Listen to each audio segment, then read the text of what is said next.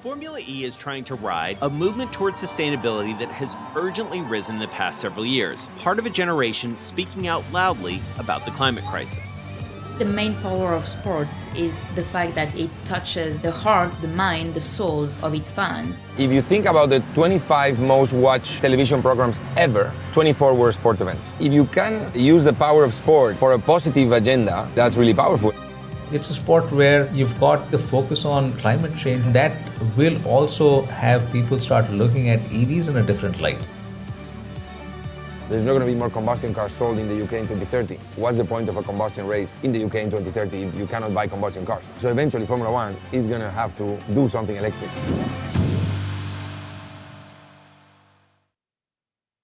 Please welcome Álvaro Buenaventura Acosta, Director, Latin America, Formula E Holdings, and Bloomberg's Nathaniel Bullard.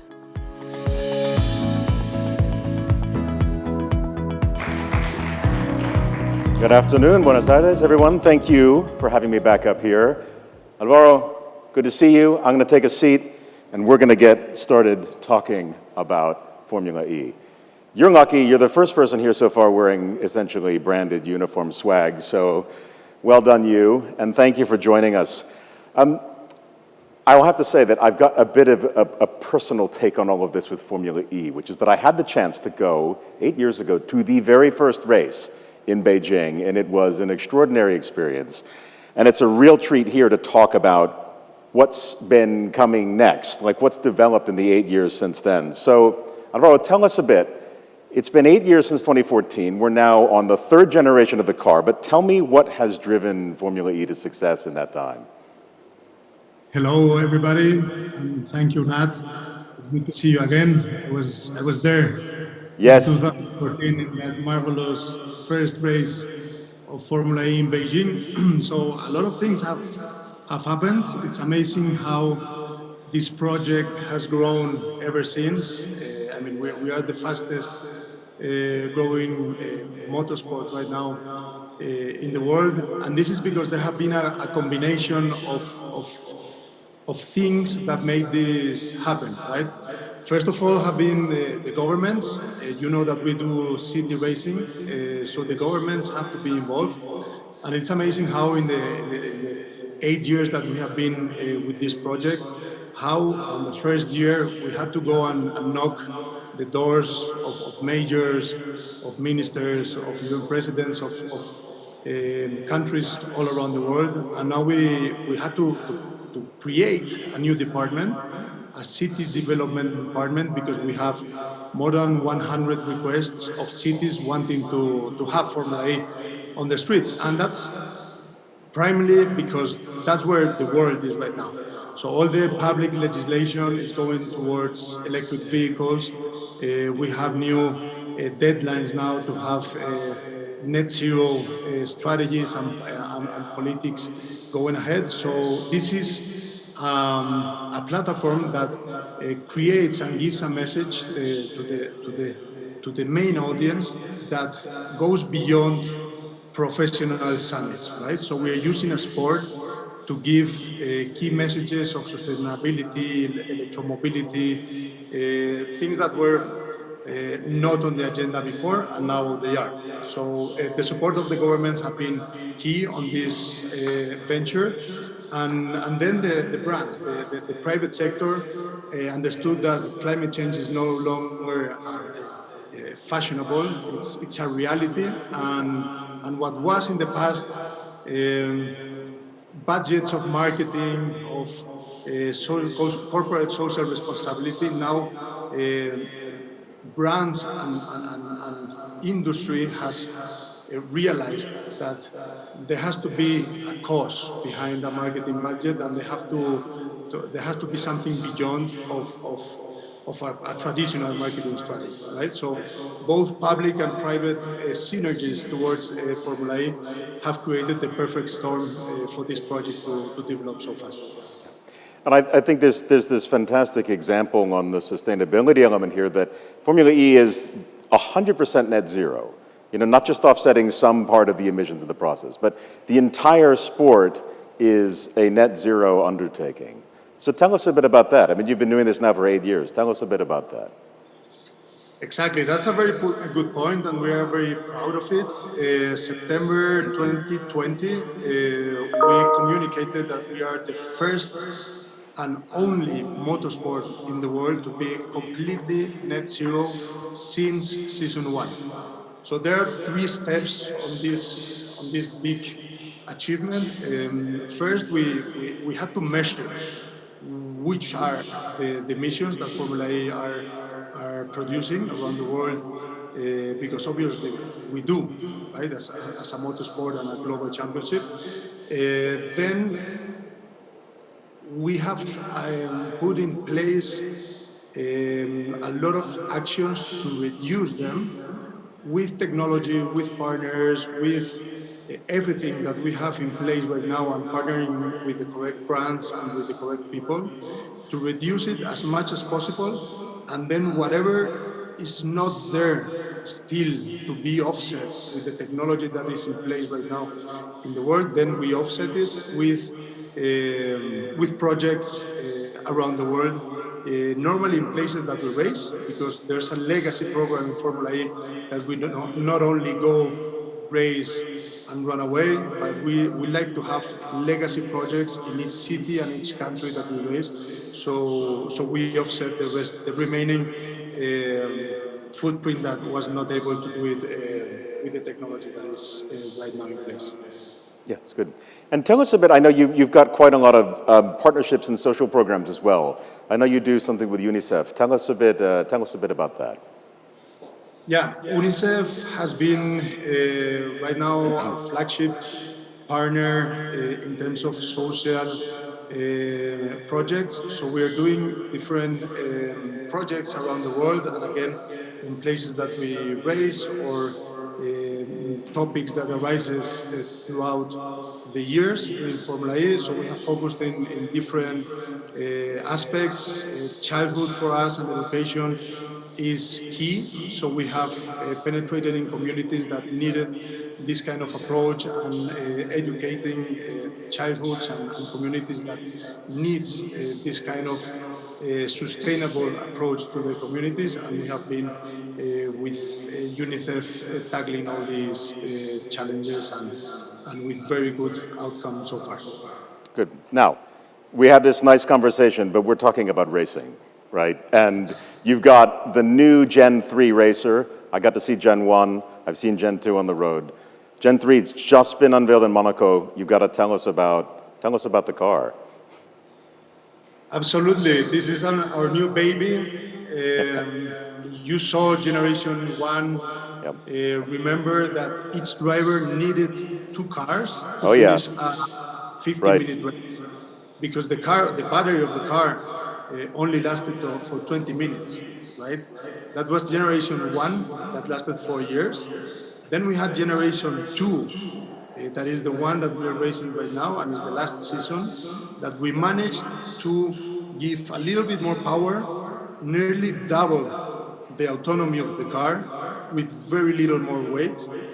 And right now we have launched, together with the FIA, 3 weeks ago in Monaco, the Generation 3, that for us it's like season 0, right? Having this car on the streets, it's for you to have like a little insight. Generation 1 was 200 kilowatts, Generation 2 was 250 kilowatts, and Generation 3 is 600 kilowatts. So we nearly, we more than doubled, and we reduced the weight. So now we have the most efficient, the most fast, and the lighter car in motorsport, in the electric motorsport. So right now we can say that we can not only talk about being pioneers and being in the lead of electric motorsport, but we are in the lead of motorsport among all the championships in the world, right? So this machine, I mean, it has been developed to race in city centers. So it's smaller, it's lighter, it's more powerful. So I think that in the next 4 years, we're gonna have a lot of fun seeing these cars on the streets. And imagine what will be Generation 4, that we already have conversations with all the manufacturers, with all the battery suppliers, etc. We already have conversations of what is the next generation, and we are already working on it. Well, listen, I can't wait to see Generation 3 on the first race, and I look forward to talking about Generation 4 the next time we see each other. Alvaro, thank you so much for joining us, and audience, thank you for listening.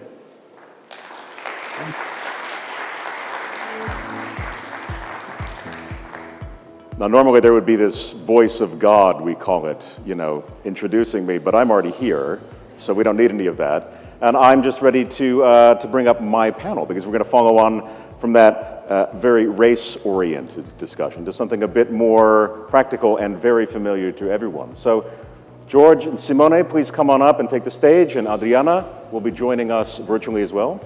Fellas, come on up.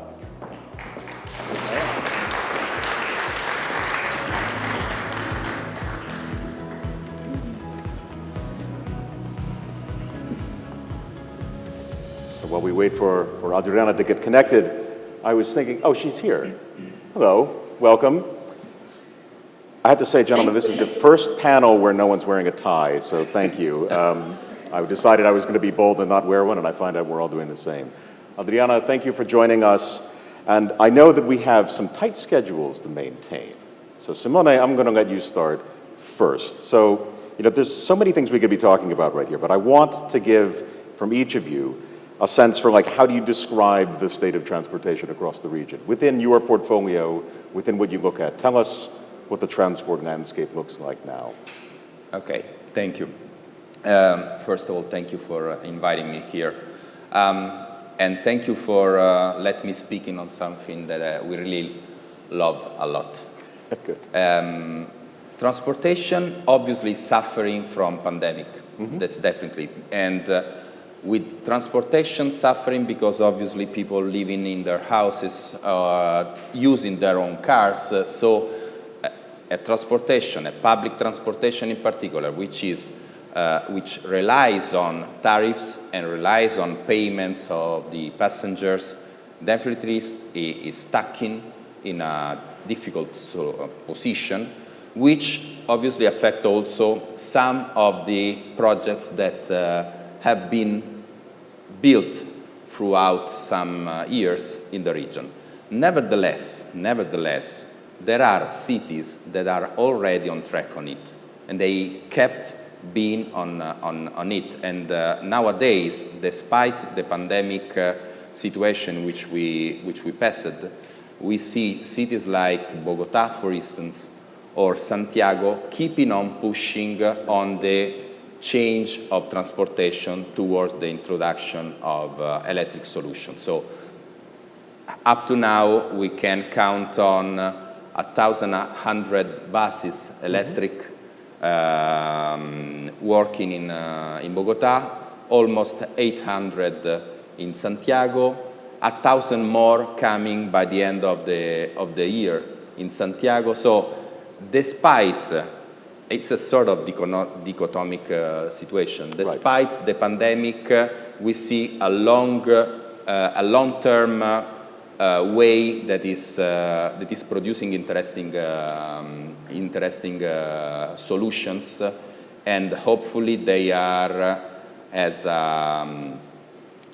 a good example for other cities as well. And for the audience, what role does Enel play in this, in the infrastructure that supports this? Tell me what role you play. Yeah, I mean, this is the other interesting part.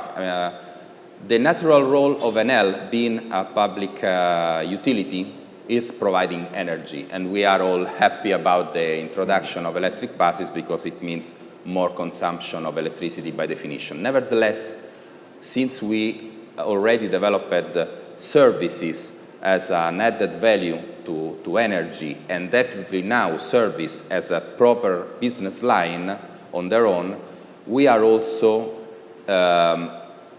covering a different role. We, with the first projects, and nowadays through our financing partnership, we provide what we call e-bus as a service solution, meaning a 360-degree solution, which starts from financing the buses, putting all the infrastructure, also financing in case the infrastructures, selling energy, obviously, which, as a matter of fact, being Enel Group, one of the major private renewable generator in the world, most of this energy is renewable by definition, and definitely, which is least but not less important, the platform, the digital platform, because the funny thing with electric mobility is that you can upgrade the savings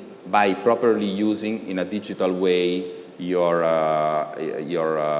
charging station, and so software and platform, they became of paramount importance as well. Very good. My reminder to the audience, questions, please. We've been getting loads of them for all the other sessions, so I'll be very disappointed if we don't have any for this one. But Adriana, welcome. I'd love to hear from you. So tell me your perspective. What's the state of transportation, in the region? We're emerging from pandemic. We have lots of technology and policy choices ahead of us. Tell us how it looks from your perspective.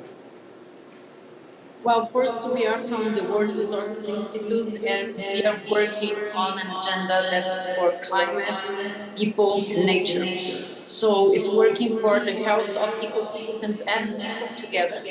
So when we work in transport specifically, I would give my point of view on three things. First, we are very high emitting. In Latin America, transport is always among first to third highest emitter in our countries. And we are also estimating that the growth is 114% to 2050 if we don't do anything. So it's very important for climate that we get transportation right. And Latin America is growing actually 1.5 times faster than the global average. So we are growing our emissions very fast. And after the pandemics, after everybody has been home and we expected a positive change, what we see now is a very big desire and a very rapid growth for private cars. And we'll talk a little bit more on this. So, high emitters. Second, there is a very big problem of exclusion in the transport systems. We made some studies for Mexico City in this case, that there is 17 times more access for higher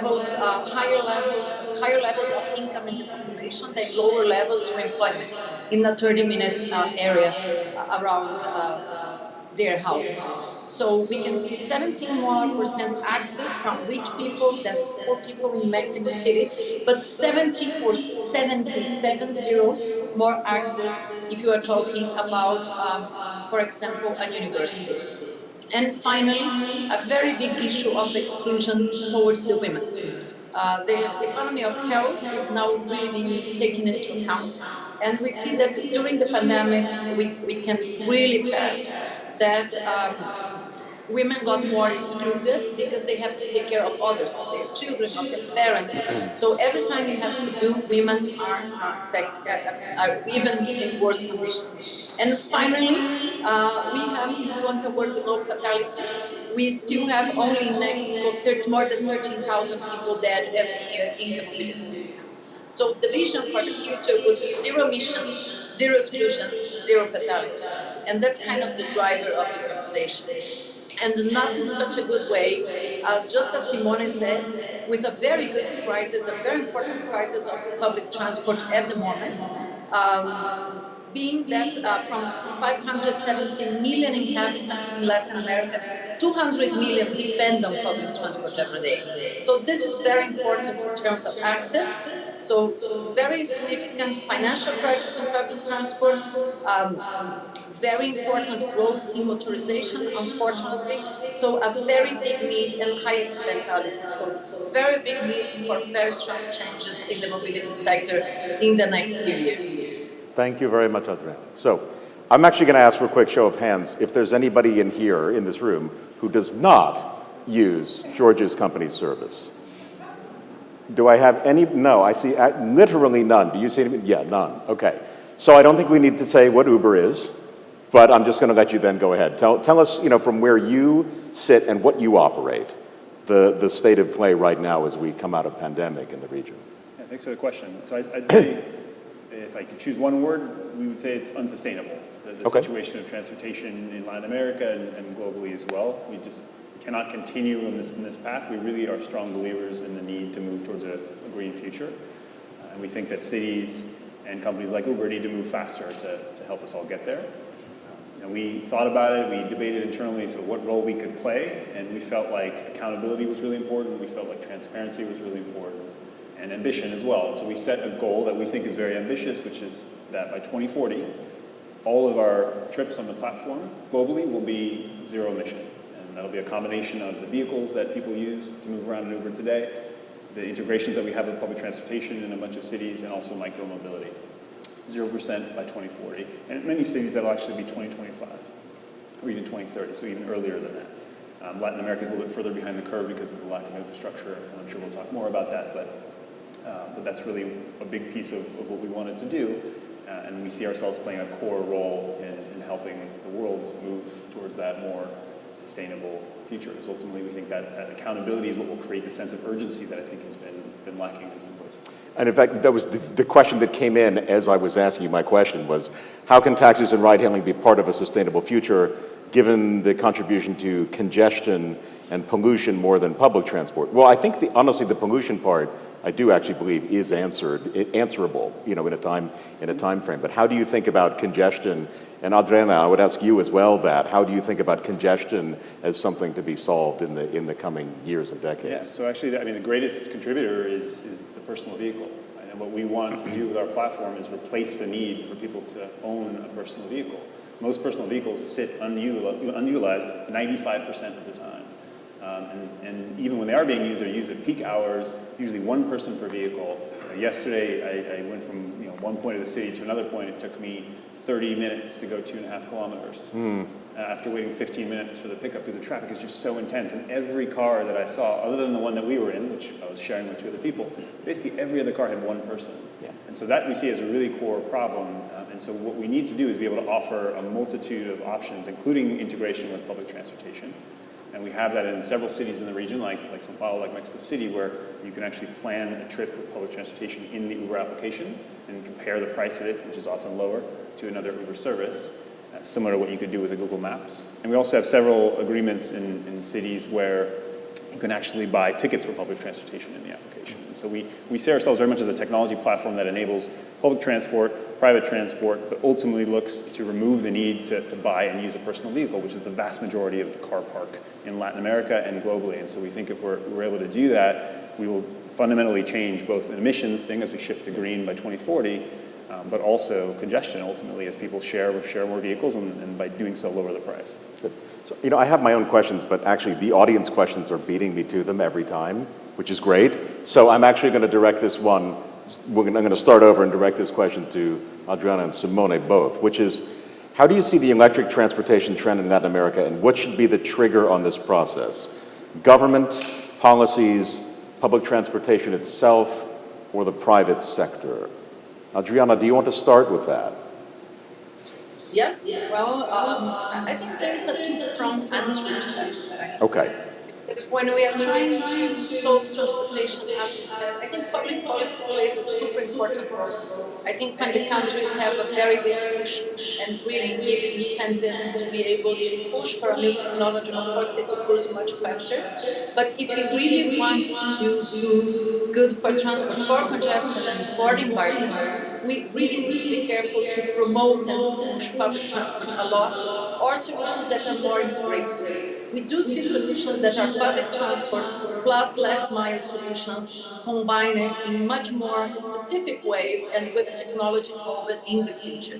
Maybe Uber, a lot of others, last mile solutions. So we do see solutions that are one side very public policy related, especially to try to get the cars to be such a less important actor in the whole field.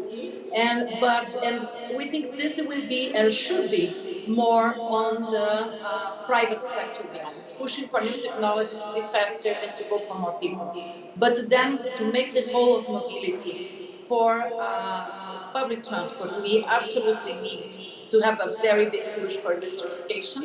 I think Bogota started, Mexico has already started with the smaller experiences, but I am quite sure that this is going to evolve as a much bigger market in the next few years. Very good. Simone? Well, I mean, rather than pointing at some of those actors that you mentioned, I would rather point at one single big ecosystem. I mean, what we really need is that all those actors, they put together their efforts and they work together to build ecosystems that allow electric mobility to be proven, which so far I would say is already, yes, but have the proper space to increase as we all believe. So how to build an ecosystem is the question, and we all are invited in participating in it. Public-private partnership is one of the key solutions, and actually was the way we first set the former projects. In Santiago, the first projects, they came as an idea from the private sector that found the proper attitude from the public one, and together they built the first 100 projects, and then 200, and definitely we are landing at 1,000 buses coming from a public tender. So ecosystems is the key. I would also say that when we talk about private sector, we can talk about public utility like we are, but we're also talking about financing sector, which is really invited in bringing their own space there. At the beginning, we as a public utility, we have been forced to finance buses, for instance, which is not our job, actually, right, and we cannot do better than a bank or a financial institution. So they have to participate. Technologies provider, for instance, electric vehicle producer, manufacturers, they have to sit there and contribute, because they have to defeat the technological myths as well. We still remain, I know, and everybody that is already working in the massification of electric mobility knows that technology is not a barrier. But nevertheless, as also Adriana said, we have to spread out the word and convince outside that there is no technological myth. So we need also manufacturers to work on it. Very good. I've got an interesting one here, which is that it begins with a statement rather than a question. But the statement is, policies are usually lagging. So how can we make progress in building sustainable infrastructure fast enough while navigating that reality? I actually quite like this question, because we tend to think of them as if policy, then that. But George, I'll ask you first. Like, in the absence of policy, how do you move quickly, but then obviously be ready when policy emerges? Yeah, and you're right. The technology goes well in advance of the regulation. That's often what happens. And innovation in general, I would say the same applies. I'll steal a word from Simone, which is ecosystem. Yes. And something we like to say at Uber is that climate is a team sport. This isn't just one player that's going to do this. It's public sector and private sector working together. And often that innovation is coming from the private sector, but there's many things we can do, and there are partnerships that can happen among players in this ecosystem. And actually, Enel and Uber have a partnership, it turns out, that we're currently operating in Chile, through which there's an investment happening both in building out charging infrastructure, which is a huge piece of the missing puzzle, particularly in Latin America, as well as bringing and deploying and managing fleets of electric vehicles, and then renting those vehicles at attractive prices to drivers on platforms like ours. And so that's an example of a program that we've launched in advance of there being a specific regulation, for example, around our industry. And the reason we're doing that, again, is because we're accountable to a goal that we set by 2040. We can't wait for regulation to sort of push us in that direction. We want to be setting the trend and pushing the ecosystem forward. And so there's various ways that we can still achieve things. And another example is at Uber, we're thinking of ways that we can push forward both on the supply side but also the demand side. And we have a product called Uber Green, and in Latin America a product called Uber Planet, where we're actually giving consumers an opportunity to choose to move in a green vehicle. So where their EVs exist, so that's Uber Green, and it's the same price typically as a comparable gas-powered vehicle. And we've seen tremendous demand for that product. People want these services, but they're also not that aware of them. And so we have this huge platform with over 100 million users every month. Well, this is a way to get the message out about the importance of sustainability. And within Latin America, Uber Planet is a way to offset the carbon of your trips, because we don't actually have that many EVs actually in our ecosystem in Latin America. And so people are choosing that frequently. It's a slightly higher price, and we're using that slightly higher price to help fund incentives for the purchase of electric vehicles from our drivers. And that's been a very successful product with over 47,000 tons of carbon dioxide offset to date. So I'm curious, this is Santiago, you said, were you With at an this L, part? yeah. Did you initiate that? Did George initiate that? We both How did it start? How did it start? It started with cooperation, and if you sit around the table, who had the first idea? I mean, it's an idea of both of us. When we have a strong presence in Santiago. Mm-hmm. We actually start, and I may say we actually start all that is now Santiago in terms of electric mobility. And definitely we understood that instead of fighting against the walls, trying to make it massively, because we are still missing good prices to invest in private cars, we realized that public transport on one side and shared transports, let's say, on the other side, or fleet transport, they were the answers. So that's why, together with Uber, we definitely put in place a really interesting and replicable solution there in Santiago. So I really hope that this will also be replicated in other countries, and we are already working on it. Good. I've got an interesting one for us here, which is, who wins out of this sustainability infrastructure growth trend in Latin America? Is it the United States? Is it China? Is it Europe? Adriana, any particular idea? And then we'll take it back down here to the floor. Who wins? I think the wins is always a question on what defines who is winning. Right, and that's why we are so clear that for us, a winning combination is zero emissions, zero exclusion, zero fatalities, because this can really get you to a goal that's very clear. That's where we want to get. So winning should be defined under certain parameters. So for me, at the moment, in the race for sustainability, it seems like Europe is going more into the right direction on having very strong policies to try to take cars out of their downtowns, with so many cities that are designed already for bikes, in Amsterdam or Copenhagen. I know those are very developed cities, but if you see, there is a very big push in many of the cities with very common policies and very common trends in terms of no downtowns with very high parking, and then very good public transport, very significant investment in public transport, clean public transport, which of course the solutions of the private sector, just like the ones that Uber and Enel are giving, are really important. In Latin America, we have to be more creative. And I think this is a good thing. It's not all public. The combination of public-private will definitely have a lot more impact in our cities. But I would say that for the moment, in terms of sustainability, I would say that Europe comes first. Then I would think Latin America, and I think it's taken a lot more time for the US to figure out that their mobility system needs a deep and structural change. Good. Now to the floor. George, what do you say? In terms of who wins? Yeah. I would say our children, and especially our grandchildren. Ooh, good answer. Okay. Because I have 3 children, small children. I would like for them to grow up, and their kids in particular, to grow up in a world where they can actually breathe the clean air and have a way to move around. And honestly, if we don't create the sense of urgency, I'm not convinced that they will actually be able to even live on this planet. Yeah. I mean, that's the level of urgency we have to create. This is a serious, serious problem, and we're in a good position. I think we have the right tools working together to make this a livable place for our children and our grandchildren. But that's who I would say ultimately wins if we get this right.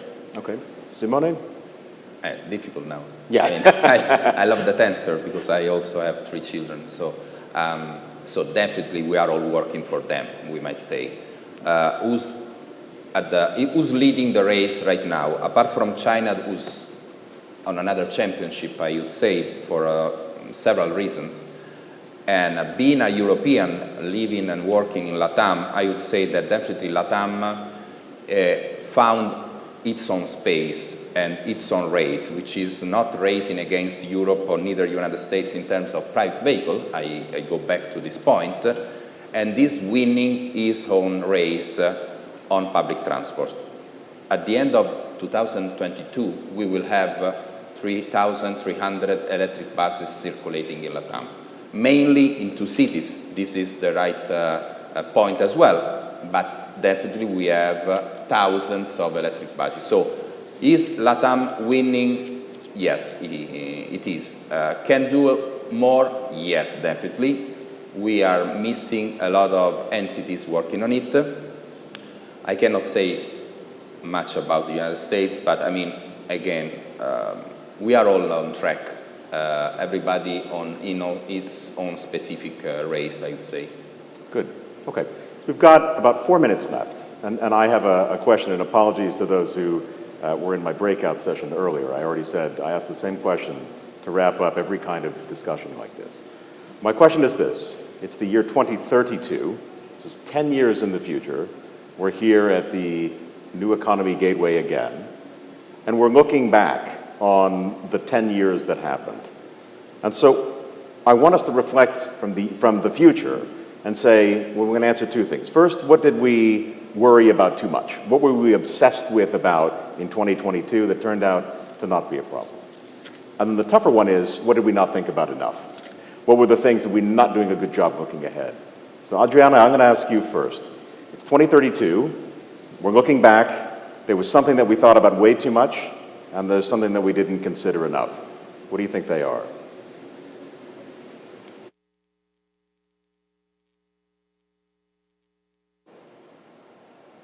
Adriana, we can't hear you, I'm afraid. Very sorry. There we are. Good.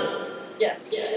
So first, I think we are worrying a little bit too much on the old consumption patterns, okay? Because young people are really trying to make their lives more local, more livable, more sustainable. So I think we are worrying too much that a very big impediment for our future is like individual patterns of consumption that we see today. I think this we are worrying too much because I think this naturally is moving to a new direction.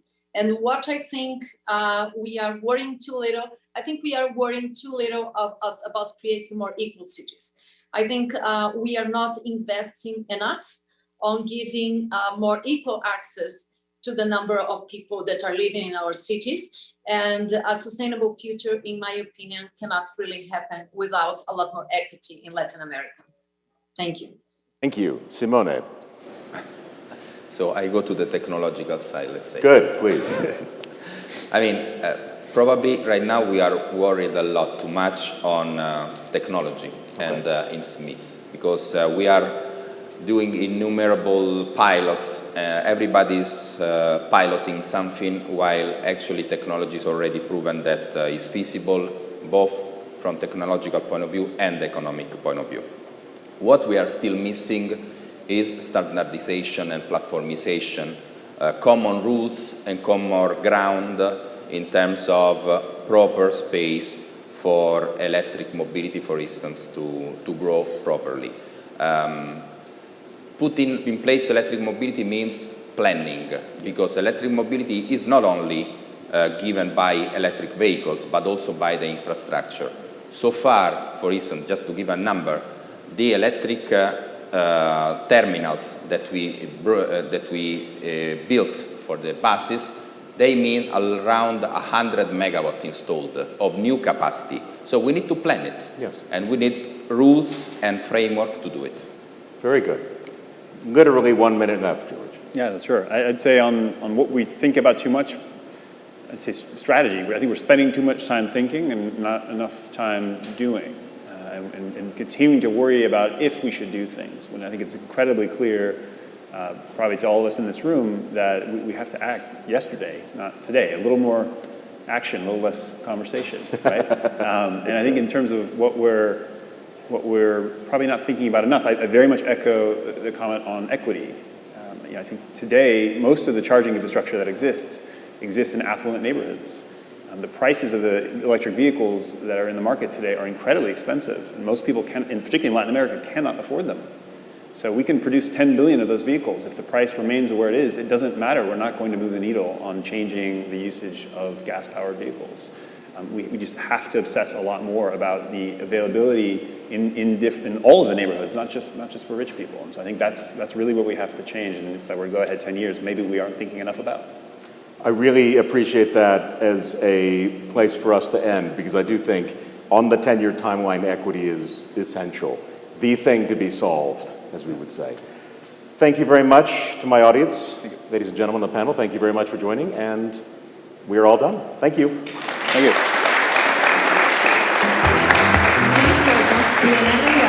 Chef and owner, Rosetta Restaurant, and Bloomberg's Juan Pablo Spinetto.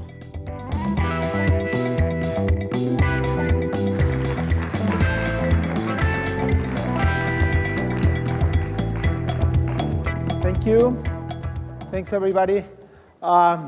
We discussed a lot of things these 2 days. We discussed about politics. We discussed about the economy, even if Latin America should be promiscuous in its international relations. But there is one thing that we didn't discuss, where the region is certainly a powerhouse. That's food. So I'm very, very glad to have here with us Elena Reigada. She's one of the most talented and successful chefs in Latin America. Elena, thanks for joining us. Where are you? Thank you, Juan Pablo. Thank you, everyone, for such an invitation. I'm very sad I am not properly in Panama for a personal issue, but I'm here in Rosetta, my flagship restaurant, in the bakery side, where we do all the desserts and many of the things that we sell at our bakery. Elena, I wanted to ask you, you have a growing business, a growing and successful restaurant. How you combine this with the need to be sustainable? Well, of course, I am aware of how the food system is nowadays one of the most environmentally critical in nowadays. So for me, as a chef, the most directly way to maintain sustainability and to approach in a direct way to sustainability is through biodiversity. I am convinced that if we conceive our menus, our dishes with as much ingredients as possible, we can really do something to keep biodiversity alive. And when I'm so sorry. tell me what you have there. What you want to show us? Well, when I say as much ingredients as possible, I mean, of course, local ingredients that are not so known, maybe, and sometimes not so safe because they are new ingredients for other people. And even in Mexico, that we have a very, very huge biodiversity, we have less and less approach to this kind of fruits in this case and plants. So in this table, I wanted to show you how we conceive our menu in terms of dessert. I just, put a handful of all the different ingredients that we have in Mexico and the ones that we use for our desserts. So in this table, we have, for example, mamey, which is one of the fruits that we use the most. And what I like about it is that we not only use the fruit paste, but we also use the stone. So we try to use as much as possible of all the plant itself. And what it's amazing is that not only it contributes to use everything of the plant, but most of the times we find beautiful new flavors to play with. So in this case, for example, the stone of the mamey has this almond inside that it has a beautiful bitter almond taste. So in this way, we do one of the most of our famous desserts, which is called mamey and pixle. Pixle is the stone. And, nowadays, everyone loves it. And honestly, before, everyone asked, what was the pixle? Because pixle usually is used to make eyelashes, like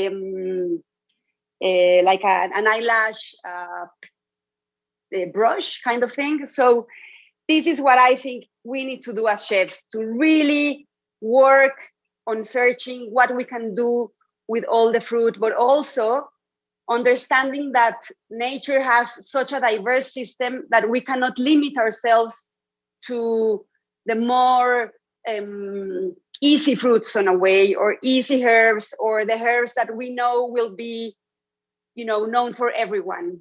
For example, I also have here different types of avocado, ones that we can even serve with on its whole, like with the skin on it. So, for example, these avocados, which are very small, they are grown less and less because, of course, people want the big one, the one that can be, more productable. But I definitely understand that while using more and more different types of avocado, then we can really keep the different types of avocado. And in these terms, if we keep our biodiversity, we can have a more resilient planet and a more resilient nature.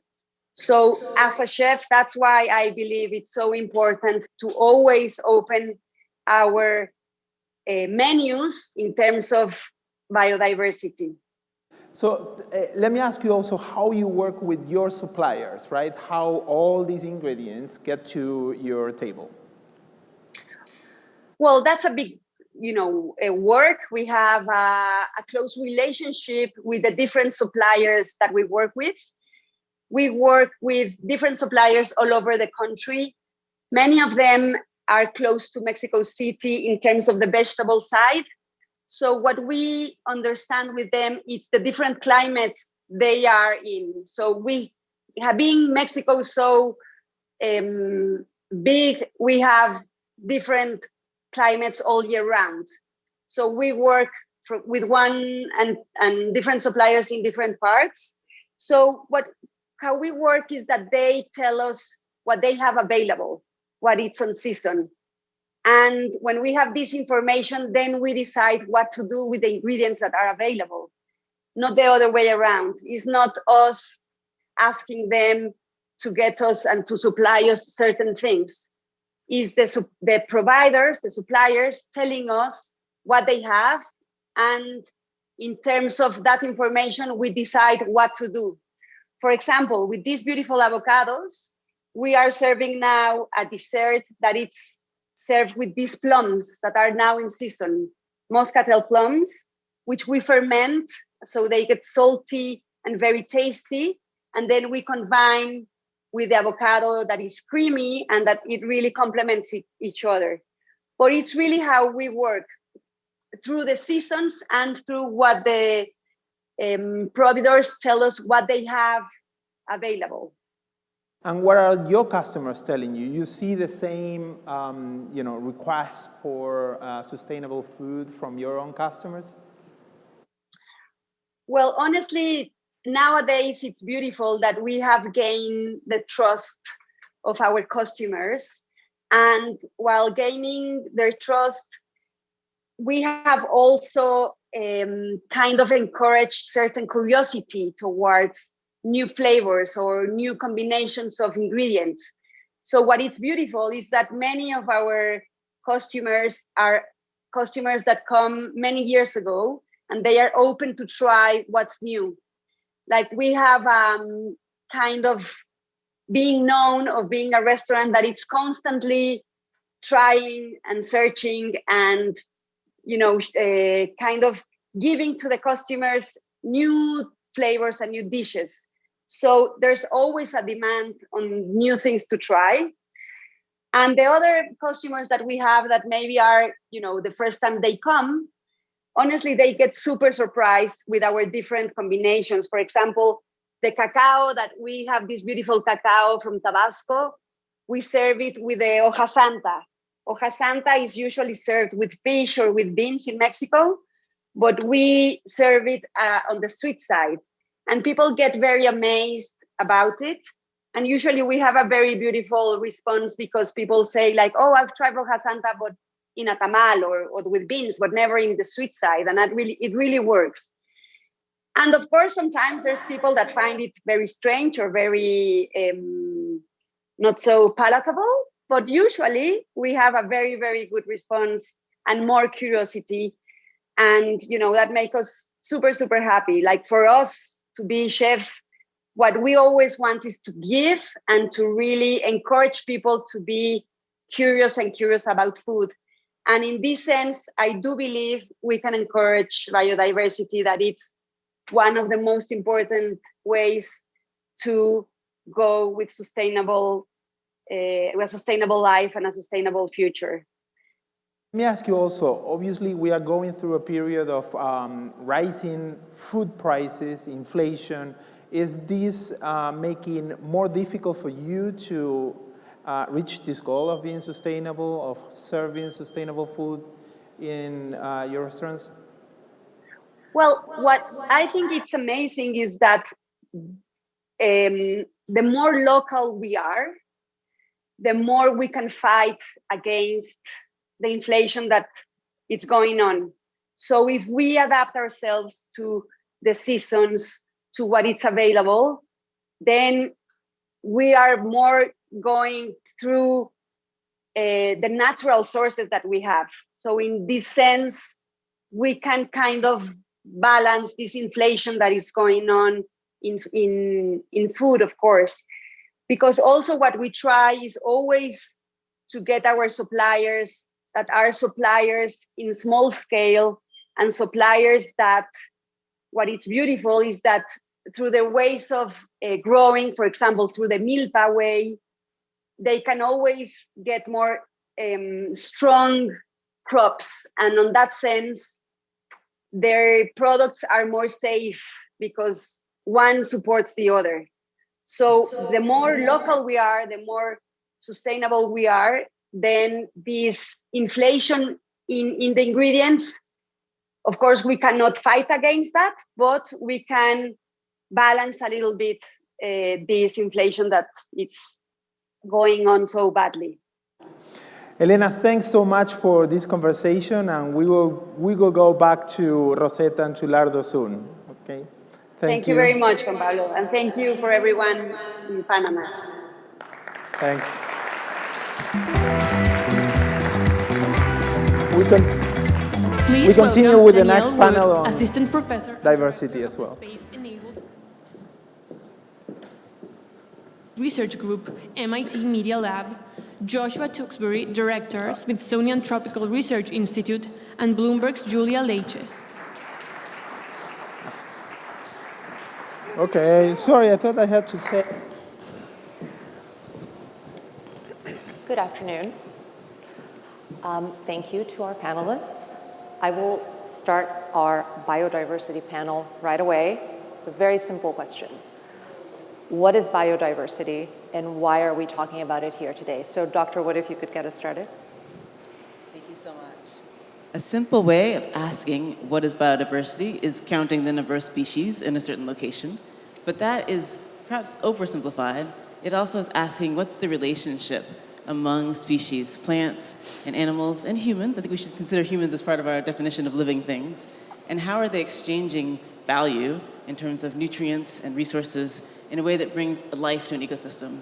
And often, in many ways that ecologists think about what happens in the natural environment, that exchange across ecosystems is rich and also has local benefits, but also global benefits in the way that that particular part of the world contributes to the health of our global environment.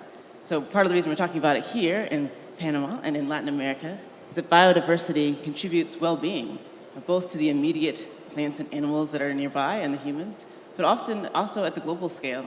And I think it's something that we can both add a bit to. Yeah, totally. Good. Josh, why are we talking about biodiversity? Well, I think that was a great answer to that. I would only add that measuring biodiversity is tricky, and it's because it's expressed at different levels, and it's often quite local, and it's not distributed the same around the world. So we are interested in the diversity of genes, and we're interested in the diversity of species, and we're interested in the diversity of ecosystems, and the diversity of services those ecosystems provide to people. And those don't all layer up individually. And so when we think about biodiversity, it's an inherently more complex topic than, say, the amount of carbon in the atmosphere. You know, how much, that parts per million that mixes uniformly, you can't do that with biodiversity. So it's a trickier problem, I think, and that is part of our the why we're here, is to figure out how to get our hands around that problem, because we know of its importance, but we oftentimes have it's like grabbing Jell-O. It's hard to figure out exactly what it is for a lot of people and how to preserve it and how to measure it in the same way you do, say, carbon. When you talk about why we want to measure biodiversity, of course, academics do want to spend time literally identifying new species and counting how many types of ants there are, that's a real need, partly because for the sake of knowledge. However, there's also the question of what it means for our economy and for human well-being, and even for the well-being of just life itself. I also work a lot on space activity, so we're often asking, is there biodiversity beyond Earth? This is another motivating question. But in a very practical way, we could ask, how do we increase resilience because of biodiversity? How is there more likely to be a way to have a healthy ecosystem even when there's shifts in temperature, shifts in rainfall? For many ecosystems, the relationship between species helps to bring a way to avoid large-scale harms because of the presence of plants and animals interacting together. Yeah, no, that's great. I mean, in some ways, I feel like, you know, when we think about the value of biodiversity to people, I mean, we also think about the distribution of biodiversity. So, you know, you go out here in the Panama Canal, you'll find an island the size of this compound. It'll have 4 times the number of trees on it than the entirety of Europe, for example. So it's super patchy in its distribution. And here we're in an incredibly biodiverse area, and a lot of times people don't understand, like, well, what do you make of that? What do you do with all that biodiversity? How does that actually benefit us? And I do think that when we step back and we ask the relationship between biodiversity and zoonotic disease, the biodiversity in food production, biodiversity, and, you know, in a lot of our daily lives, it has a huge impact on how we live on this planet. I think we're going to get into that a little bit later, so I think I'll stop there and we can just dive through. Hopefully we will get into all of this. I hope we have time to get into space biodiversity. I would love to get into that question. But since we set the scene, I will put a question to the audience now. We have a poll question that you can answer on your apps, as we've done in many other polls before. So, as a complex topic, many different parts here, how much of a role should the private sector play in protecting habitat and biodiversity? That is the question for you. Hopefully you can read that. It's pretty small print for me, but hopefully you can see it. And we'll get back to that further down in the discussion. While they think about that, Josh, can you talk a little bit about, you mentioned it in your opening statement, kind of measuring it, right?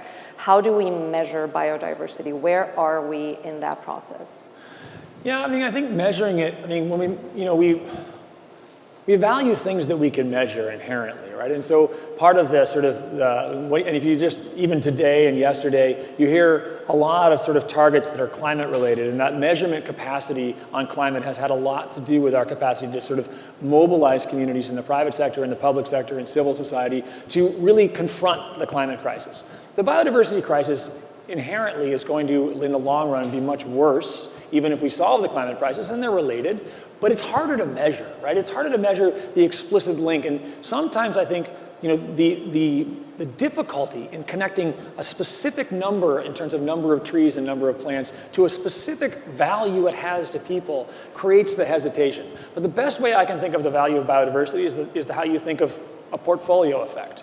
The biodiversity in a landscape provides the redundancy that allows a service to operate effectively. And in many cases, we're getting much better at understanding the economic value of preserving biodiversity. We often call these natural solutions or natural capital.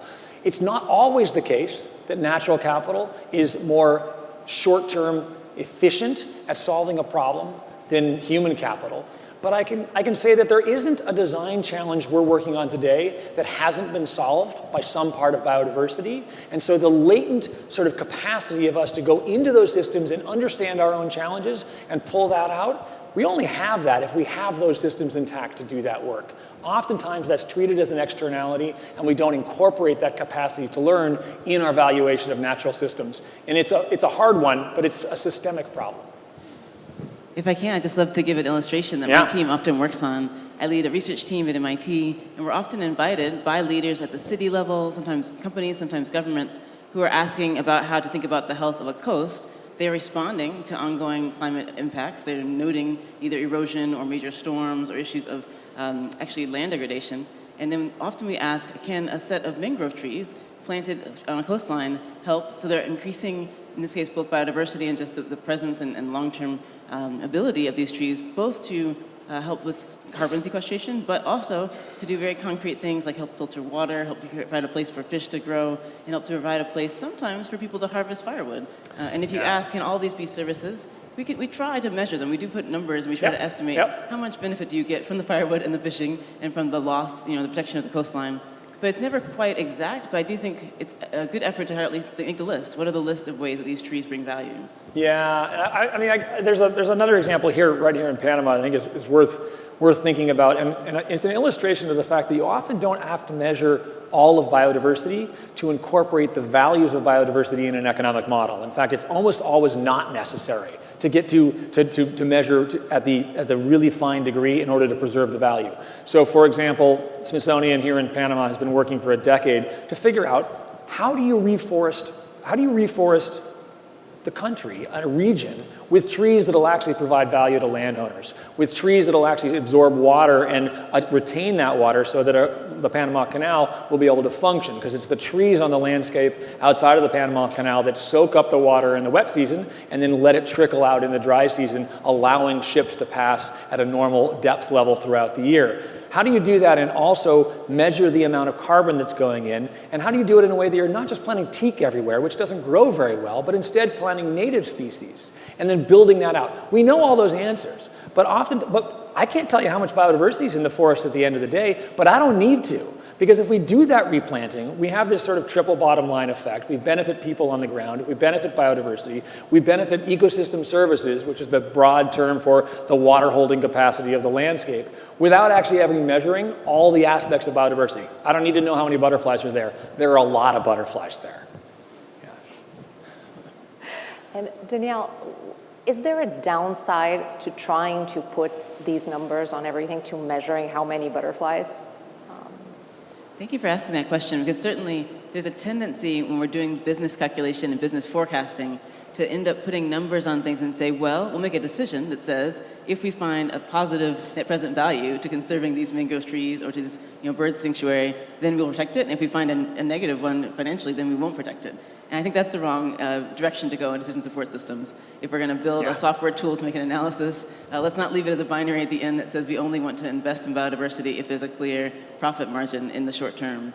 I think a broader thing is to discuss the fact that there's going to be a combination of traditionally measurable values, things that include like the ability to move boats through the Panama Canal. There's also going to be things that I would argue we probably shouldn't be measuring, such as the ceremonial or the cultural value of certain, whether it's a forest or a sanctuary for certain animals, because a certain culture holds value in that particular type of land or type of animal species.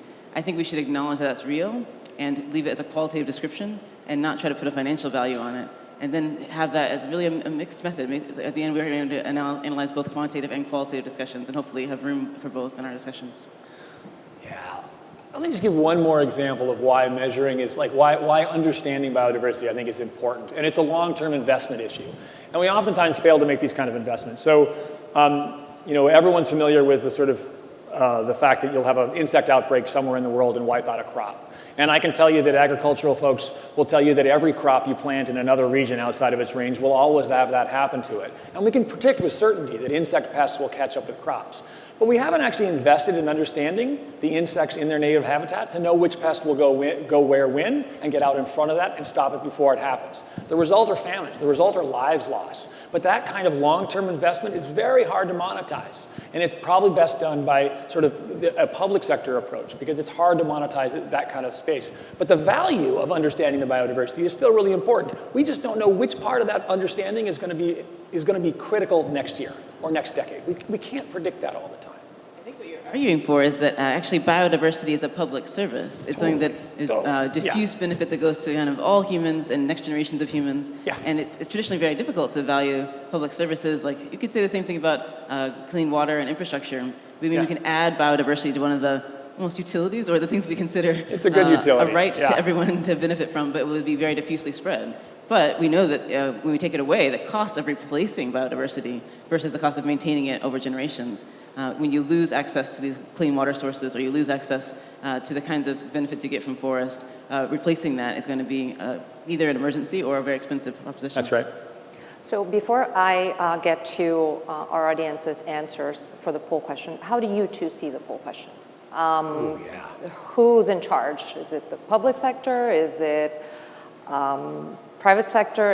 Does it have to be a mix? Danielle? I can just start by saying that I am optimistic. Being in this event with you all, I am seeing that the private sector has enthusiasm for being a positive player in society.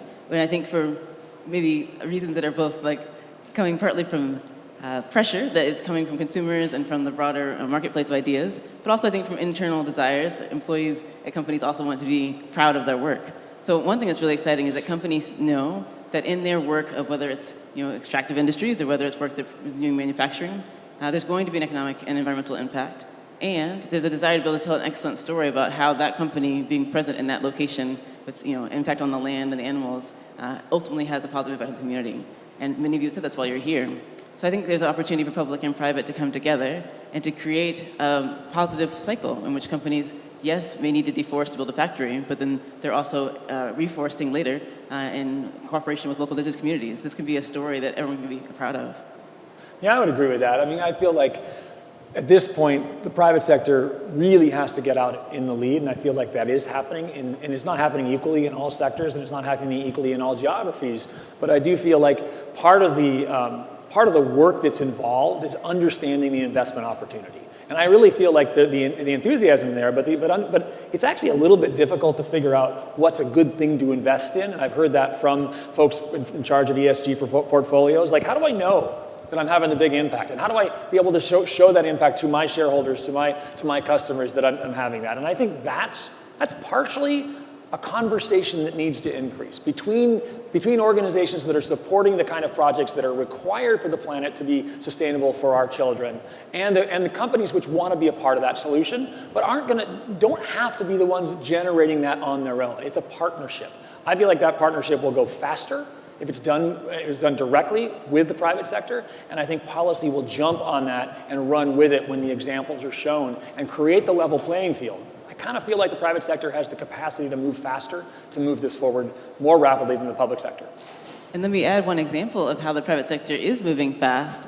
I don't know if all of you are following the startup scene in the space community, but years ago, if you and I wanted to use an image of the satellite to track forest growth, which we often do, we would directly turn to government-owned and operated satellites. And this is wonderful because the government satellites are provided for free as public services. They have high science quality, and scientists who are paid by the government spend years just checking the errors in these data, and it's really beautiful and very useful, but it's also one particular version of satellite data. Right now, there are new companies emerging, some in the United States, but also coming from the Latin American region, that are asking, can they also contribute to the kinds of imagery of the Earth or measurements of gas emissions, for example, that can help us with tracking biodiversity with commercial satellite data and imagery. And this is adding new options. No, totally. I was just going to riff off that, which is it goes back to the measurement issue. Like there's a program called TRACE, for example, which was launched a while ago to try and take a product and figure out all the resources used to create that product, and then understand the impact of all those resources on the environment, right? Where does the metal come from? Where does the ink come from? Where does any part of that product come from? How is it extracted?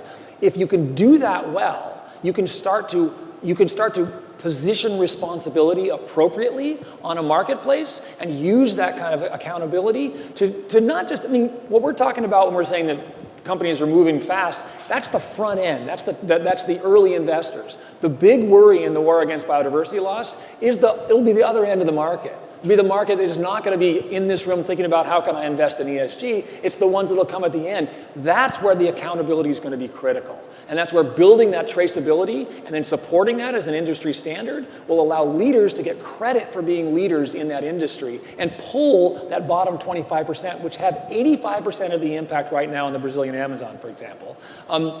That kind of traceability is critical. So which companies are doing it, which companies are leading, let's call that out and let's support those leaders to be so they can get credit for it. I would like to tag on to that. You mentioned Brazilian Amazon. I'm Brazilian. There's a lot of debate about developing the Amazon. So I would like to ask you about how do you try at least to strike a balance between development and protecting biodiversity and making sure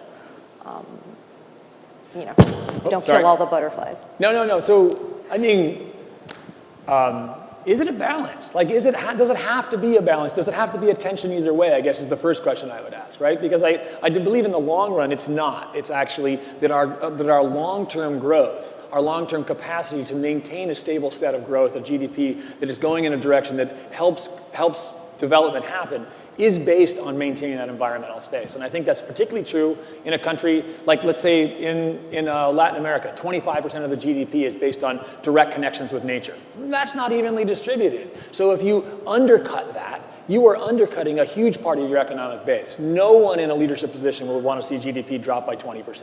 Like, it's just not viable, right? So the impact that the planet has on our ability to grow is exceptionally large and often underestimated within a local economy. And so on the course of a political cycle, maybe you can make short-term gains. Over the course of the development of a country, it's almost always that you're actually working in synergy, protecting and growing, not the other way around. And a great example where there's been some measurable progress is the idea of fishery management. We've been talking about biodiversity on land, so let's also talk about our coasts and our oceans. So of course, we can highlight the importance of maintaining coral, for example, which again, that's a great obvious example. Everyone knows that divers want to come see healthy coral. Yeah. So there's a direct question of, yes, you'll have more tourism if you have healthy coral, but also not too much tourism and not too many ships coming in, because that also damages the coral. But the question of, as people are pursuing limits or kind of quota on how much you can do fishing, I think there's a general kind of easy concept that if you overfish and if you don't maintain areas for fish to reproduce, then you won't have a long-term ability to continue that market. So I think there is some conceptual idea that, yes, we are maintaining biodiversity because it's actually good for us economically, rather than saying, how much are we cutting ourselves economically with this biodiversity? I don't think you can overemphasize that enough. Like, if I was investing in fisheries, the first question I'd ask is, where's the nearest MPA, Marine Protected Area? And if there wasn't one, I wouldn't invest. Because where do you think the fish come from? Like, they come from those areas we're not fishing in. And so if you want a viable investment over the long term, look for the place that isn't fished, invest in fisheries near that. Because those are the ones that have a long-term trajectory of growth, and they won't deplete their resource. Right outside here, we now have a protected area the size of California, stretching from the Galapagos to the Cocos Islands. We're leaning in to figure out how to manage an area that size. We're leaning in to figure out how do you monitor the impacts of that. But I can tell you that bold political move will pay off for the 4 countries that made it. It will absolutely will put them in the front of the pack economically, not just in the front of the pack from the sort of an environmental perspective. This is another great example of the type of area where we need both scientific progress as well as business innovation progress. It's one secret maybe we shouldn't spill, but it's actually that we are still learning in the scientific community actually how the fish are using the marine protected areas to spawn. There's lots of mysteries, which is great, that fish as they're going through life cycle have periods we can't observe them easily, which is good. I mean, we shouldn't be able to follow them all the time, but there's periods when they happen deep in the ocean where they're mating, and we really, as scientists, are still asking fundamental questions. So while investing in this, it means investing in the science, investing in the protection, and investing in the next generation of fishery, plus having good yields right now. And it's a super fun time to do it. I think we just had right out here is Coiba National Park. There's these big seamounts, and one of our scientists just dove to 300 meters and bumped into 100 sharks that are so rare we don't even know how rare they are. We haven't even counted enough to know. And so it's like, you don't know what you don't know, right? And so getting out there and exploring is a part of our job as scientists, and then collaborating to share that knowledge in a way that allows the private sector to use it in making sound business decisions is probably what science hasn't done enough of in the past. Absolutely needs to step forward in that space. Yeah, it's great. I would like to just make sure we take a look at your poll answers. Yeah. So if we can pull that up. Wow. That is an overwhelming response. Thank you. So the private sector plays a big role. All right. One question I will take from the audience here before we wrap up with my final question. Excuse me. G20 countries should be leading the way and taking drastic steps, such as banning single-use plastic items. Is the private sector a stumbling block in this, or is it the governments? I'll go back to the idea of what you mentioned, which is the ability to celebrate private sector entities that do a wonderful job in these areas. And I think for a while we'll probably see entities that kind of pick one theme and do really well, but we should celebrate that along the way. As another illustration, I also work on issues of the same kind of problem within space, where we've put a lot of space debris, physical trash from human satellites. And my team has been developing a rating system called the Space Sustainability Rating, but modeled on many other kind of Earth-based systems. And our goal basically is to first ask companies to voluntarily sign up to get rated, and then to celebrate. I mean, if you get onto a plane, as I'm flying here, many airlines have awards on the door. You can notice as you're boarding how many times were they celebrated for a particular positive action, whether it's for the way they treat their employees or the environment. So we want this biodiversity to become one of the things people ask. How's your company rated in biodiversity? Right. And it may take some practice. Often you first break practices down, and then later you gradually get more and more clear on how to implement them. But there's a way to make sure that we reward and celebrate, both in terms of reputation, but also in terms of investment, financing, customer loyalty. All those things can be features. And if we take a holistic view, I think progress can be made, that companies can get celebrated and see a positive return for doing this kind of work. And I think we can get net zero beyond carbon. I mean, we've recently been involved in a project to say, what would that look like to have a process for understanding, rolling up individual contribution to a global goal like 2 degrees, for example. We know kind of how to do that and how to do the accounting for that for carbon. We're very far from understanding exactly how to do that roll-up accounting for biodiversity. It is a much harder goal. It is one we absolutely have to get to, because a North Star like 2 degrees is what is needed for corporates in the public sector as well to know where their part is. What does it mean to be doing my part for biodiversity? Most CFOs and most companies couldn't say. So we need to provide that transparency so that the people who want to be partners know how to be partners. This is a business opportunity, because what companies can come and fill that gap in by offering this service of helping to both advise and then implement sort of convenient ways of taking metrics. I would ask companies, for example, that work in areas like shoes, well, do you know where their plantations are that grew the palm with the rubber for your shoes? And is this something you can easily look up? It wasn't convenient for them to look it up. The data had not been put into a nice dashboard for them. If they had that in front of them, they could actually ask, well, how are we impacting local communities by cutting down these forests and making palm plantations? But it's somewhere in their business process that they purchased from a rubber tree company, but they didn't have a direct line to that question. It's part of their process is not to have that data in front of them. But there could be teams that kind of create a business service, especially if there was a marketplace saying, once you have this information in front of you, you can use it as investment plans. If that was normal, there'd be money made all around. 30 seconds on the clock. We're wrapping up. Josh, I want you to tell us what happens if we don't invest in biodiversity. I think in the tropics, it's pretty scary, right? I mean, right now, Brazilian Amazon is on that teetering edge of deforestation between maintaining its capacity to absorb carbon, the largest single carbon sink in the world, and a capacity that not only starts to emit carbon at a net level, but actually starts a cycle where once you get to a certain point, you stop maintaining the atmosphere that rains down on the Amazon and keeps the rainforest intact, and you start moving from a rainforest to a savanna. That's called a tipping point. There is no company that can hedge against that tip. It will have a global impact on all industries if it were to happen. It is not just Brazil's responsibility to make sure that doesn't happen. It's all of our responsibilities to make sure that doesn't happen. And so in some ways, that's an existential threat beyond the sort of individual sectoral threats you might face by loss of biodiversity. That's the kind of threat that will happen if we don't pay attention. And it's not just in Brazil. When I said 25% of the GDP, per capita GDP, is based on linkage to nature, It's not evenly distributed. It's actually at the lower rung of all of those societies that depend on that. What happens when you cut out the lower rung of your society? Try to maintain a presidency or a government when your people don't believe in you anymore, when they don't have food to eat. It's absolutely a huge crisis to get underneath that and build out sustainable solutions today, and it's doable. But it takes, we can't wait until after we've solved the climate crisis. It's going to have to happen concurrently. It's right here. It's now. All right. Scary But picture. it's possible. It's possible. It's doable. It's a hopeful story, too. But that's great. That's all the time we have, unfortunately. Thank you so much. Thank you both. This was a great discussion. Thanks. All right. Talk this way. That way.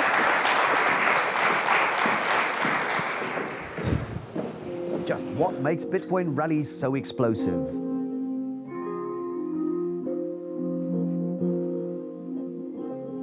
When Bitcoin goes up, it goes up like a rocket. Its rallies are spectacular, with prices often jumping several thousand% in a year. And the crashes are sometimes equally spectacular. But just what is it that makes Bitcoin and cryptocurrencies more generally so uniquely prone to manias that send prices soaring parabolically? First, the supply of Bitcoin has no relationship to the demand. Unlike classical goods and services studied by economists all the way back to Adam Smith, an increase in demand isn't met by an increase in supply. That's because the algorithm that dictates how Bitcoin works has prescribed a set rate of increase. When the price goes up, the mining capacity dedicated to the Bitcoin network increases, and the difficulty of mining adjusts upwards, but the rate at which Bitcoin is mined doesn't increase. Second, and for this reason, when Bitcoin's demand outstrips new supply, the increases in price drive excitement. Headline writers and newspaper columnists find breathless adjectives to describe what's happening. That makes more people aware of the gains and more money flows in. And that makes Bitcoin a Veblen good. Unlike a normal good, demand for Veblen goods rise as their price rises. Higher prices beget higher prices, until, of course, the mania becomes so big that the bubble bursts and the rally pops. Except that in the case of Bitcoin, every bubble that popped was eventually followed by another bubble. I like to think of it as a kind of rubber bubble, one that inflates and deflates over and over again.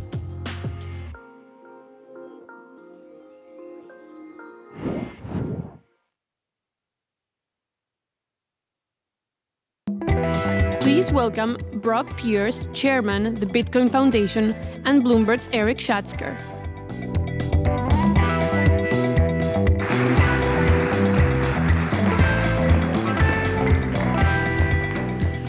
Hello again, everyone. I've been looking forward to this. Brock is something of an expert in pattern recognition, and Brock, you wouldn't know it, but you actually find yourself in a pattern. We closed out the New Economy Forum in Singapore with a conversation about crypto. It was with CZ, whom you know well, the CEO of Binance, and here you are, the chairman of the Bitcoin Foundation, closing out the Bloomberg New Economy Gateway Latin America. Thank you for being here. Well, so glad to be here, and I'll make sure to send CZ a picture and let him know that I'm filling in for him this year. Brock, the obvious place for us to begin, it's so obvious, is the spectacular collapse last week of Terra USD, which together with its counterpart Luna, and this stuff is going to get a little weedy, folks, constituted an exotic type of cryptocurrency called an algorithmic stablecoin. And I bring this up because, in addition to being the chairman of the Bitcoin Foundation, you are a legit crypto pioneer. You're the father of Tether, another variety of stablecoin that claims to have enough cash and highly liquid assets to back up a one-for-one relationship with the US dollar. So here's my opening question to you, Brock. As Terra and Luna were melting down, wiping out billions of dollars in value, were you, A, crying, or B, laughing? Neither. I was paying very close attention, and I'm not someone that watches the market minute to minute. But you couldn't help but notice that one. Well, I had to watch it. It was the single largest negative event in our industry. When Mt. Gox collapsed, That was a smaller event, bigger relative to the overall ecosystem, but this is a massive event. It wiped out $50 billion of value in a very short period of time. And there's no question that it's going to have additional sort of ripple effects, though it was largely contained. It hasn't impacted the rest of the ecosystem negatively, and it's worth noting that this was an experimental algorithmic stablecoin, and the problem with this experiment is that people put too much trust in it too soon. It hadn't weathered a downturn. It hadn't been through a negative cycle, which is why things being battle tested for a sufficient amount of time matters. And in the end, every one of these events is ultimately hardening, battle testing the overall ecosystem. I still believe in algorithmic stablecoins. I believe there is a place for them in the future. A stablecoin that is disconnected from, call it, legacy financial infrastructure.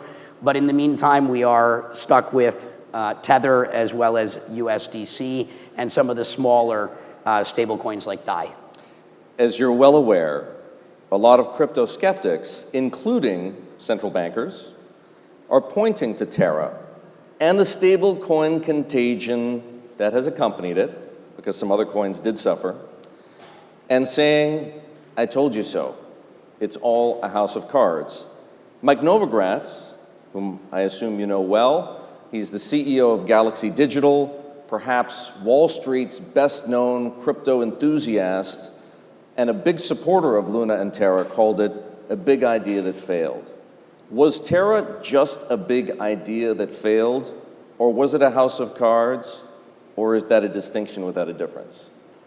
Well, I think there were no negative intentions here. I think it was an experiment that got too big, too fast, and fundamentally it had a flaw. The first algorithmic stablecoin, which is where the idea of Tether came from, my partner in Block 1, or EOS, Dan Larimer, with Charles Hodgkinson, had started a thing called BitShares, and they had BitUSD. Some partners and I were the largest token holders. This is back in 2013. And I recognized pretty quickly that you could depeg this thing and break the system. And so this was a concern that I had related to Luna. That could have been a Freudian slip. Intentionally, I like to have fun with words. And so, this is one of those events. And obviously for Mike Novogratz, he sent out his big shareholder letter this morning and pointing out the tattoo that he had put on himself like days before this event occurred. And it will act as a reminder for him, to stay humble. An indelible reminder. By the way, the tattoo is of a moon to signify Luna and a wolf howling at the moon. And if I'm not mistaken, it's on his left shoulder, and it is not small. Yes, it will be a reminder. Yeah, and so this is... Why do you say that you're still a believer in stablecoins? Algorithmic stablecoins, excuse me, because if you look at Tether, and again, I'll establish that Tether says it has assets to back up its one-to-one relationship with the US dollar. An algorithmic stablecoin, on the other hand, and let's just use Terra and Luna as an example. In that case, Terra was based on Luna, which was based on Terra. There was an arbitrage relationship between the two, which, in the cynic's point of view, is a circular relationship of nothingness. And that's fair to say. I mean, what is the foundation upon which these things are being built? Other than math. Well, Terra, it was the idea. They did start buying a large pool of Bitcoin. $10 billion, and in theory, if they had built a large enough basket of enough diversified assets, in theory, they may have been able to weather this storm. The problem is, it is, as you stated, potentially a house of cards, because what it was Terra backed by. And the minute you start going into a rapid erosion of price, the whole thing can unravel very quickly, which is what we witnessed. So how would another algorithmic stablecoin, and there are others, be different from that? Because if what you have to do is invent, as it were, enough value to be able to convert the price of the algorithmic stablecoin into something more substantive, like Bitcoin, let's say, that's sounds to me like a confidence game.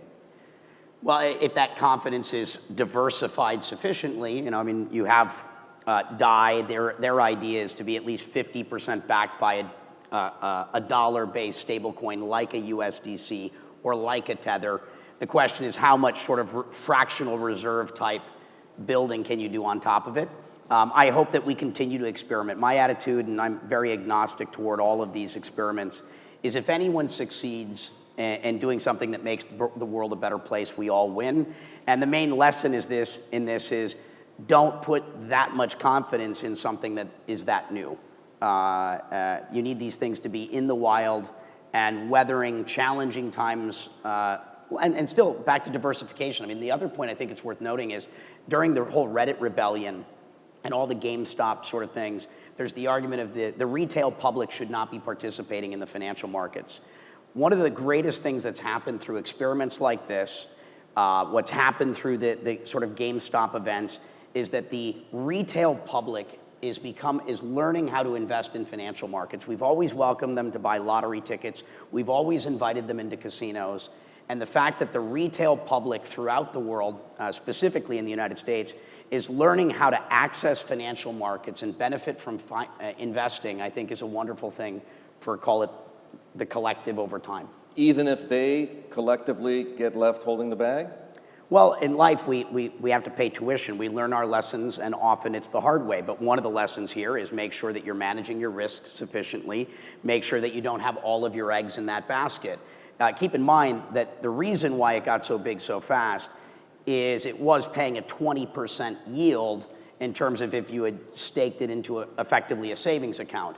That's the reason it got so big so fast, is it was paying out higher yields than anything else in what we call the DeFi market. I'm so glad you brought up yields because, I, for the purposes of argument, likened Terra and Luna to a confidence game, but these algorithmic stablecoins are just a branch of what I would describe as an ambitious and somewhat bewildering new field known as decentralized finance or DeFi. Now, another gentleman, a superhero of the cryptosphere, if you like, whom I also assume you know well, Sam Bankman-Fried, the CEO of FTX, recently described yield farming, which is precisely what you were just talking about, in terms that also make it sound awfully like a Ponzi scheme. I'll just ask you, is it a Ponzi scheme? Well, I mean, certainly not by the definition of a Ponzi. What you have is people that are willing to pay a certain rate to borrow a digital dollar or a cryptocurrency, and because of the volatility in the market, people are willing to take out very short-term loans, and when you look at that on an annual basis, you see pretty high rates. Sure, but in a world, and let's not forget that it wasn't very long ago that we were living in a world of zero interest rates set by central banks, and for the most part, negative yields on corporate credit around the world. In a world like that, 20% yields are, on the face of it, absurd. I agree with that. Right? Unsustainable. They have to be. I didn't have anything there for that reason. I was uncomfortable as someone that's been around the space for a while, deploying capital into that product. So for those who see these highly appealing yields on offer from algorithmic stablecoins or other DeFi projects, what's your word of advice? At what point is the yield simply too rich to be believable, to be credible?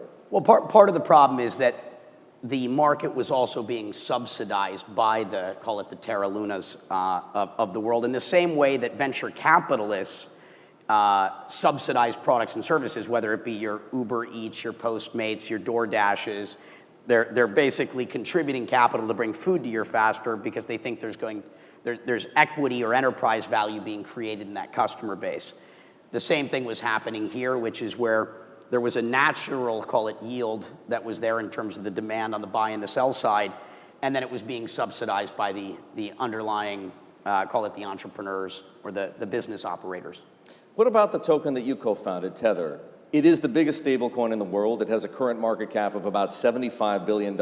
It is, as I mentioned, supposed to trade 1-for-1 with the US dollar, but in the midst of the Terra meltdown, it dropped to 95 cents. So I'll liken it to a bank account. If I went to the bank and went to withdraw my $100 deposit and was told, I'm sorry, Eric, it's only $95 now. What's the lesson therein for me? Well, that was a flash sort of crash that happened for all of a moment. It certainly wasn't sustained. Yes, that's not a positive occurrence, but it immediately recovered. So there's an order book and market depth, and the presumption is that someone just hit the sell button and we got an anomaly out of it. Clearly that happening immediately following what happened with Terra Luna clearly sends a very negative message to the market. Though that Tether is doing, what, $50 trillion a year in sort of transactional volume. It's the most traded cryptocurrency in the world. I think that, we'll see what happens. It played a critical function. You needed and one point I like to make with, certainly in the US as we talk about this, the digital dollar, whether it be Circle, Tether, or whomever, has about 97% market share in, call it the new economy, these future monetary rails.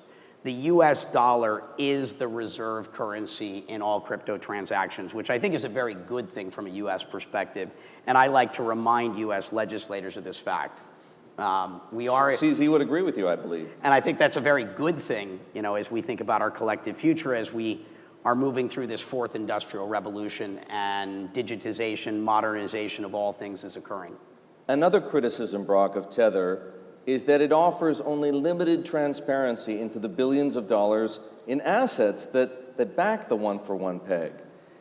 And maybe that made sense at some point in the past, that lack of transparency, or if you prefer, opacity, though I'll be honest with you, I can't really understand why, but we'll leave that alone for a second. What about now? That's the question I have for you. Does concealing Tether's assets and calling them a secret sauce make sense any longer? I don't think so. It's worth noting that I started the business and I left in 2015 and relinquished all my ownership in the business, so I have no role or benefit from the business at this point.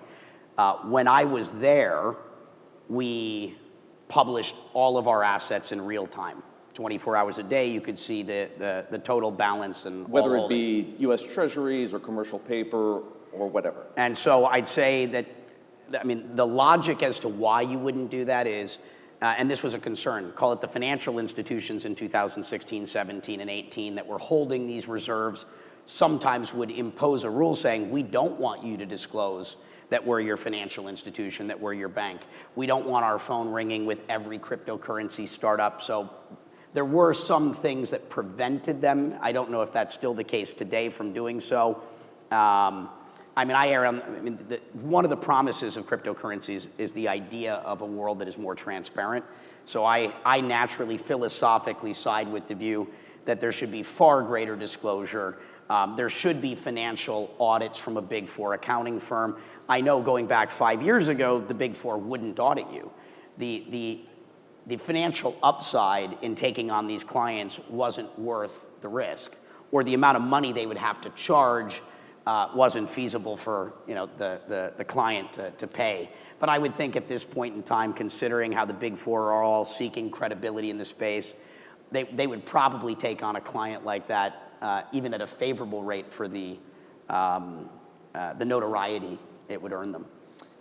It's fair to say many people remain reluctant to own cryptocurrencies or transact in cryptocurrencies because of the volatility. Your history with digital currency goes back to the late 1990s, but for argument's sake, let's date crypto as an industry to Satoshi's Bitcoin white paper back in 2008. You've said that as crypto matures, it should become less volatile. At 14 years old, it's not exactly an adult, but it's also not a kid either. So it's somewhere on the way to maturity, yet we've never seen as much volatility as we saw last week. What does that say? Well, I think we're seeing a lot of irregularity in the broader financial markets. This is not limited to crypto. And what we've seen with crypto historically is when the markets are up, crypto is up even more. When the markets are down, crypto is down even more. Higher highs, lower lows. And that's also in defiance to one of the promises of cryptocurrency, which is that it's meant to be an uncorrelated asset class. Or it's meant to be a hedge, or a store of value, right? Something that's actually... Which we're not seeing yet. Yes. So if, again, I'll make reference to the fact that we are talking about crypto fulfilling its promise. When does crypto fulfill that promise? When does it stop being pro-cyclical? When does it actually become a store of value? And what is the catalyst, if you will, that allows it to become that? Well, if you had asked me a year ago if I thought crypto was going to break free from this correlation with, call it the legacy financial system or the traditional financial markets, the old economy, I would have said if you added war, inflation, and all of the events that are occurring right now, would it have decoupled? I would have said highly likely, and I'd be sitting here wrong. So what has to happen for that event to occur? Probably something very bad at this point that none of us want. For the time being, it appears that there is going to be a direct correlation between the old economy and the new economy. And in the same way that we see large cap cryptocurrencies like Bitcoin and Ether fall less during downturns and rise less during upturns, and the smaller caps have bigger fall, that's likely to continue to be the pattern until it's not. And at this point, I'm not sure what it will take. NFTs, non-fungible tokens, are arguably one of the first real-world use cases for crypto besides unregulated money transfers. But even some of the most credible voices in crypto, and you know them well, say that 80 to 98% of NFT projects will end up being worthless. No VC firm could survive with a track record like that. What should we make of NFTs? Well, this is a lot like, it's probably not the right analogy, but back to like the 1990s and Web 1.0. Yes, the vast majority of these things are going to fail because the barrier to entry to create a new NFT product is so low that everybody is attempting to do it early on. It's a gold rush, and it's art in most instances. These are art or community building sort of projects, membership sort of clubs. And a lot of it isn't very good. A lot of it is speculating like on the IPO market of 1999, except for anyone can take their art project or membership community public. And how do you recognize an NFT with enduring value? Well, I look at it like art. Whatever it is, the moment you buy it, assuming that you're never going to see any liquidity out of it, and make sure you're happy with it on your digital canvas on the wall, or whatever community or club you're joining, make sure that's a community you want to spend time with. And certainly, I wouldn't invest heavily in the space, though I'm a huge, huge believer in the long-term value that it's able to provide. Crypto was supposed to break down access barriers to financial services. It was supposed to take out the legacy rent takers, like commercial banks and title insurers. It was supposed to give people control over their own digital identities and so much more. When is crypto going to fulfill that promise? Well, I think that we are seeing these things happening. It just isn't, from 0 to 100. We are absolutely seeing large numbers here in Latin America of people using this technology for things like remittance, and we're seeing it. It is happening. The fundamentals are there if you check. In terms of identity, this is an area that I'm very interested in. And this is where the idea of what Web 2 is and what Web 3 is. There was a lot of hope and promise around what the internet was going to be able to do for us. Web 2 was effectively the capturing of all of that potential around big tech, monopolized sort of feudal lords. And what Web 3 is attempting to do is to demonopolize those businesses, to turn those businesses into public utilities, where all of that data, our data, ends up in a public ledger or database where anyone can create an interface. And if you think of the most valuable commodities historically, it went from gold to oil. The most valuable commodity today is your data. Data is the most valuable commodity. The idea that we can take ownership of our identity, to be self-sovereign effectively on the internet or on the web, and to then have to provide consent to our information being used and to enter into an agreement with anyone that's accessing that data where we can be a financial beneficiary from its use, I think has tremendous promise. And I think that this might be the answer to some sort of universal basic income type of system in the future. I think identity is going to be the big topic of conversation throughout the remainder of this and next year. As that sort of next event, we've gone from DeFi to NFTs. I think identity solutions will be a big topic of conversation through the remainder of this and next year. Brock, I want to finish with this. You're not just an entrepreneur involved in such a dizzying array of projects, I can barely comprehend it. The man lives a schedule that you couldn't believe either. But you're a politician, or a would-be politician. You have run as an independent for president, and you have registered in the race for senator in the state of Vermont in the United States in the upcoming election, November 2022. Are you going to run? I'm not sure if this has been established yet, so I want to know. Well, I'm on a listening tour right now, and clearly I'm listening pretty far from Vermont. In terms of whether I choose to go full bore this election, first of all, I'm running as an independent, which means I'm not in the primaries. So the primary cycle is August in the state of Vermont. I don't really have to make a decision until, let's say, July 4th.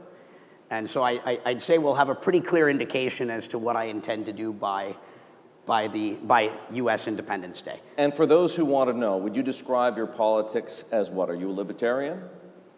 No, I'd say I'm an American.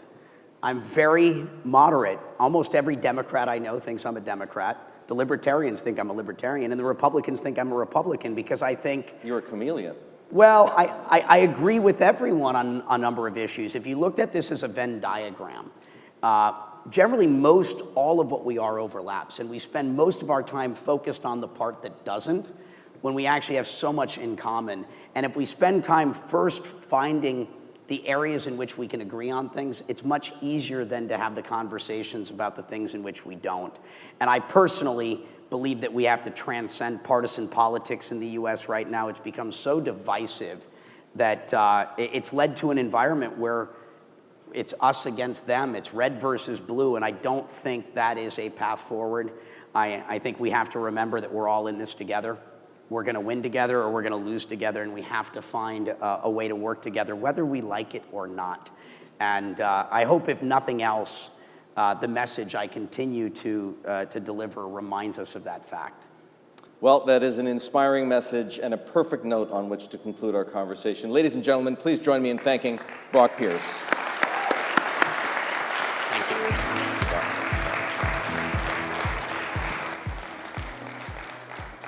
And that not only ends my conversation with Brock Pierce, it concludes, triumphantly, our inaugural Bloomberg New Economy Gateway Latin America. Folks, I hope you'll agree with me that that was an amazing 2 days.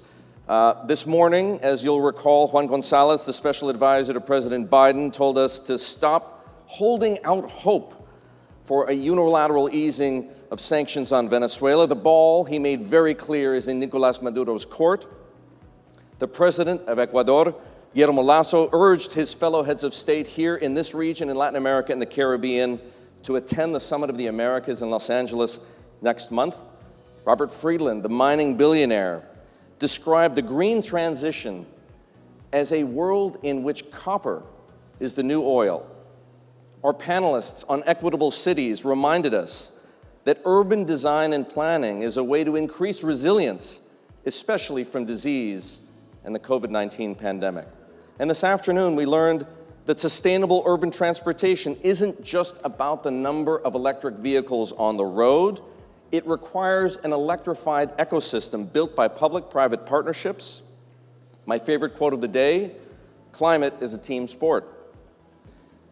And the superstar chef Elena Regada taught us that eating sustainably means consciously not making the easy choices. It means embracing biodiversity and using a wider variety of fruits and vegetables and herbs, and also what's in season. And from our panel on biodiversity, a perfect frame of reference for the importance of biodiversity to a Bloomberg audience. It's a portfolio effect. And of course, you just heard so many provocative thoughts from Brock Pierce. Ladies and gentlemen, I'd like to thank you again for attending the Bloomberg New Economy Gateway Latin America. For those of you who live here in Panama, thank you for being such gracious hosts. For those of you who traveled from afar, safe journeys back home. Hasta la próxima.